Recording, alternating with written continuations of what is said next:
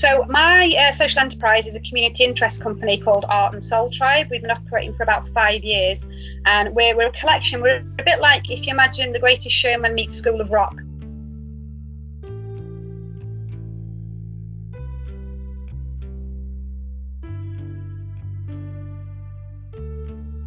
About 18 months ago, I thought it would be an idea to set up a kind of a leadership alliance group, so that the work that we do, and we get sort of parachuted into other charities to deliver things to their service users.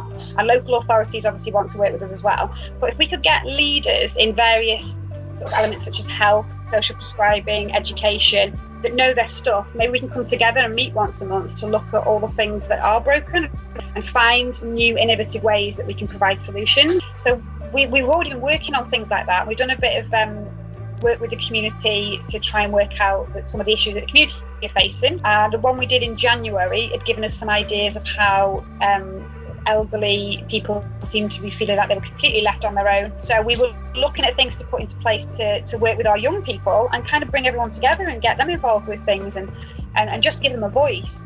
The group is called CREW, which is a snazzy little acronym because it's Community, Resilience, Empowerment and Wellbeing. So we'd already got our little logo and we've been meeting for quite a while. So the first thing we did reactively was to set up a website.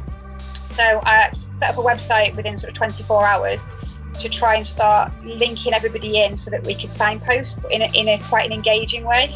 So that was the first thing that we did, was just to get as many different zones as we could. So basic education zone, health zone, mental health support straight away with Dr. Mark, who's one of our members. And he's been sticking on our team's channel for health all of the factual, up-to-date stuff that people need to be aware of. And the next step is to create the social spaces to go with it. We've got the website, we've got the people in place that can drip feed in the relevant information because that's their specialist areas.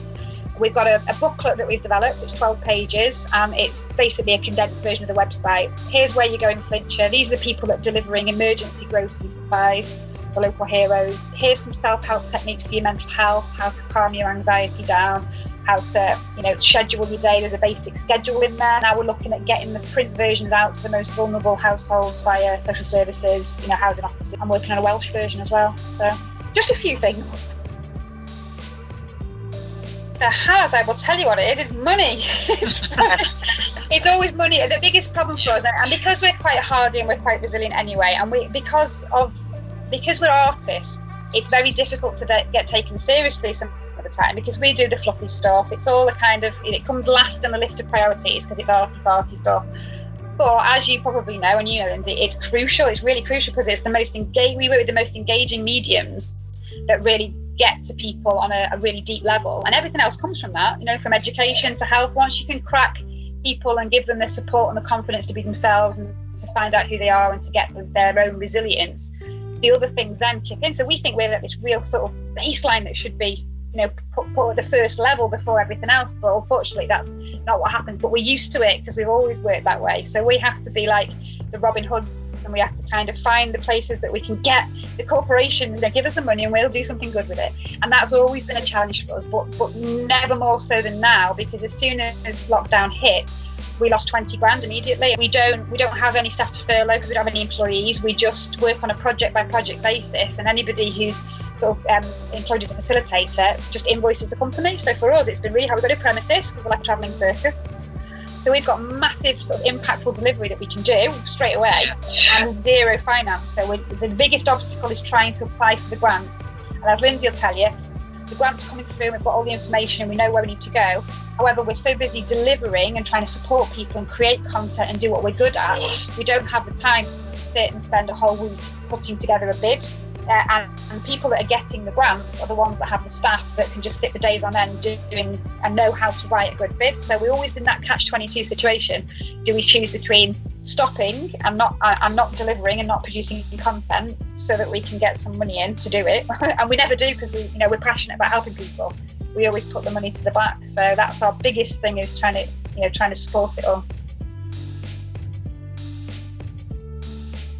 The massive positive for me is that we should have done this a long time ago and made everything digital, because as long as we can get the support we need from the grants now, just to see us through 6 to 12 months, we can help hundreds, if not thousands more people than we would have done And my long-term vision always was to do that, but now with hindsight, I think I don't know whether I ever would have got off that hamster wheel, because I was just chasing and chasing and chasing.